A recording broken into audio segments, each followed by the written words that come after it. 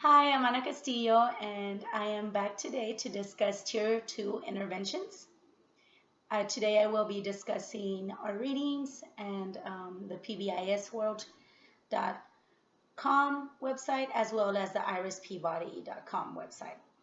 I wanted to start out by saying that I found that a lot of our readings kind of go back and reiterate what we read about Tier 1 interventions, and I found that helpful in the sense that it helps remind us how important it is to build that foundation and to start from the bottom to the top. So that was very helpful. And it kind of just helps keep all the information refreshed in our memory. Um, so a couple of things that I am going to touch on in this video. I've already said what I will be discussing, but I will specifically be talking about things that I was surprised by. And then I will go into just kind of tying everything in. And I will also discuss the School Psyched podcast that I listened to that I felt was very interesting, and I listened to it just because it was something that interested me.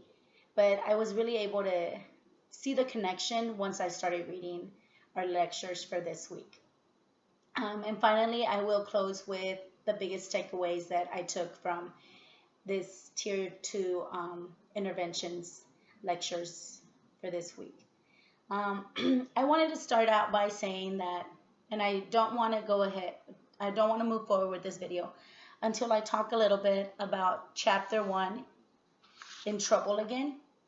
And I wanted to talk about this just because I feel that as teachers and having numerous students, sometimes puts us in a situation where we don't really empathize as much with all the students, and it is difficult to do so.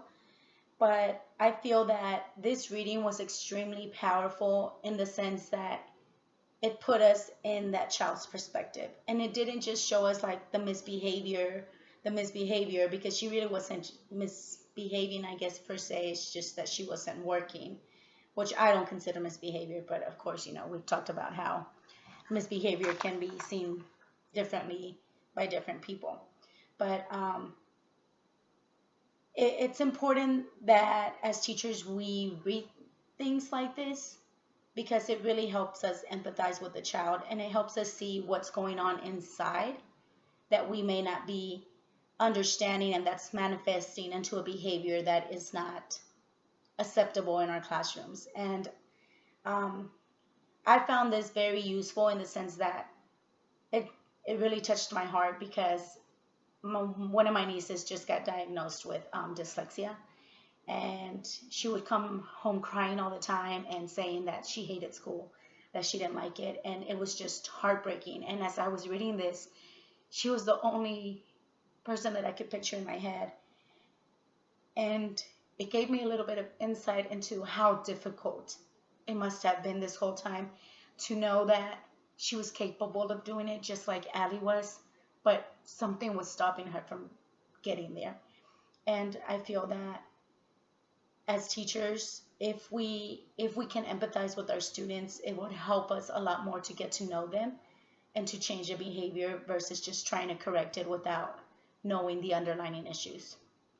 But moving on, I don't want to fixate on that. I will say that I have not read the entire book, but I really, really am interested in reading it. So I need to find out who the author is and the actual name of the book because I am very interested in reading about that.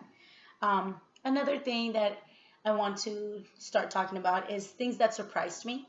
So I was pleasantly surprised when I started reading about choice making, opportunities for our students, self monitoring, and pre correction.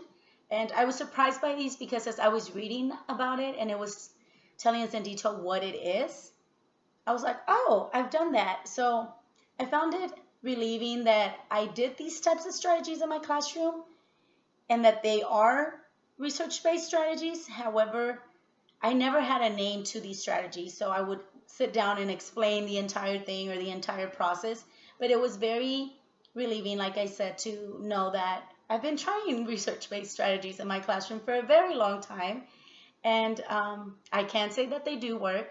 I specifically liked that Southern and Wright break down how to implement these strategies and these interventions in the classroom. So I thought that that was very interesting because as teachers, sometimes we're given different strategies or different interventions to implement, but they're just like, here you go, and they don't give you any more detail on, hey, this is how it should look. It should follow this layout, or you have to make sure that if you're going to implement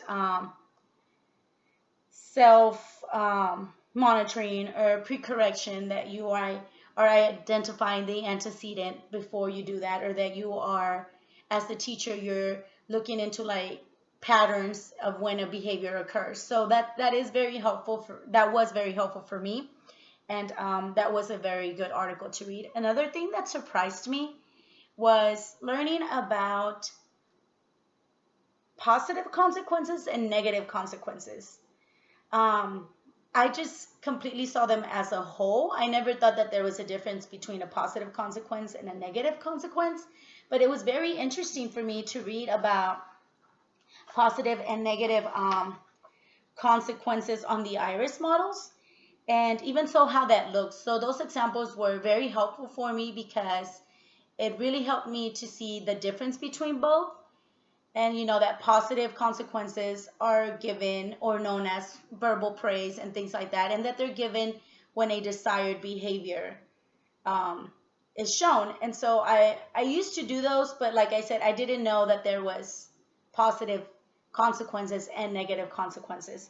Another thing that, talking about positive negative consequences, the iris model I found helpful as well, in that it helped build your crisis plan, and that it helped talk you through the process of everything. So it's very well laid out, and I really enjoyed reading it because of that, because of the breakdown, and because of the fact that as a teacher, sometimes you're trying to look for information, but you don't want to have to read an entire article, like, oh, where did I find that? An entire article. And that one does a great job of tabbing things for you and saying, hey, today I want to focus on, a positive consequence, and all you do is click on the tab. So that was very helpful, and I really enjoyed learning that there are positive and negative consequences. I realized that I do give both. I just never knew that there was a difference between the both.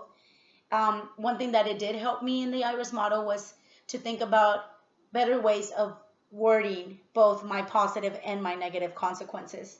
And I was glad that at the end of those, in the assessment part, it really gives you an opportunity to practice writing those positive and negative consequences as well. Another thing that I found interesting in the readings was learning about the PBIS. And so, first of all, the PBIS website is, in my opinion, hands down, one of the best tools that I've ever had access to in regards to learning about what kind of interventions are best for our students and how to kind of move them through. I thought that it was a great resource as a teacher, and I learned that, kind of didn't really learn, because I felt like I learned that during tier 1, but it just reiterated how important it is that you make sure that you're keeping track of, behaviors in your classroom, as well as how important it is to make sure that you try different ways of correcting a behavior. And I like that it links them. So it talks about tier 1 interventions, and when you press tier 1 interventions, it gives you the interventions for that specific behavior, as well as, hey, I've tried all of tier 1, now it's time to move to tier 2. I mean, the amount of interventions that it gives you there is just astronomical. I mean, I can't.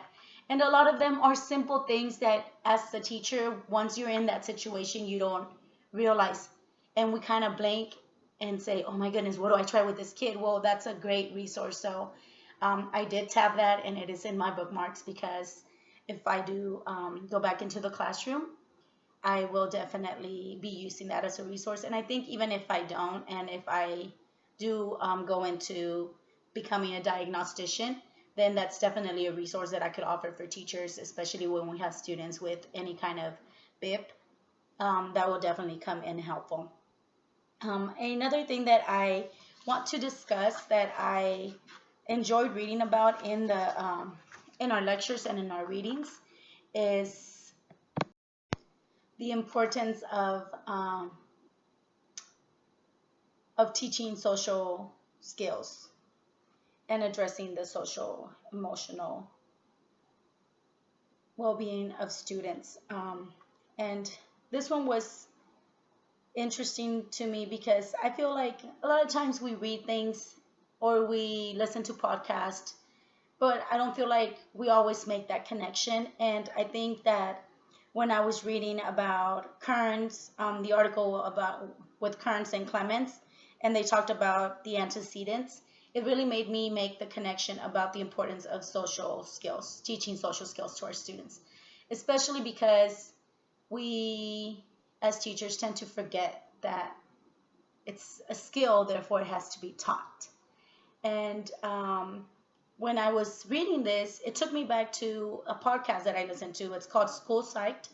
And I'm specifically talking about episode 41, where it talks about paying close attention to antecedents. I think in there they call it the ABCs of behavior and social skills. And it talks about, realizing what the antecedent is. Again, going back to the other articles, noting those patterns when it occurs and being able to predict that a behavior is coming. And then it goes into, of course, B, like what is the actual behavior, and then C is the consequence.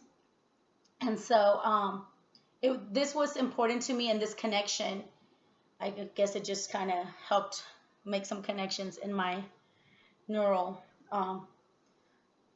sorry, lapses. But the important thing about this was that it goes back to realizing that. And I think that this is when culture again plays a big role, because, in the,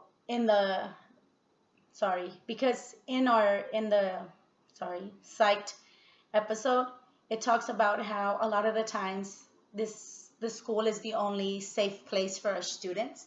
It's the only place that they are fed meals and that they know that the meals are coming. And it talks about the importance of keeping those routines and those procedures in place. And I feel that it is very important to realize that what is causing this behavior, and that when a child expects a place to be their safe zone or their safe place, and something is changed, then that behavior is going to change as well. So I didn't really, like I said, make that connection when I was first listening to the Ed Psych episode, but reading about it and going through and seeing the importance that it is to put in those antecedent strategies was very helpful to me, to see that we have to realize that it's not just antecedent doesn't just mean in the classroom, it can mean at home. So what followed, what came in with this child, how did this child like drag all these things in here in the classroom, and what happened behind it. And in the School Psyched podcast, it talks about how a lot of schools could benefit from a social skills curriculum and that they don't have it.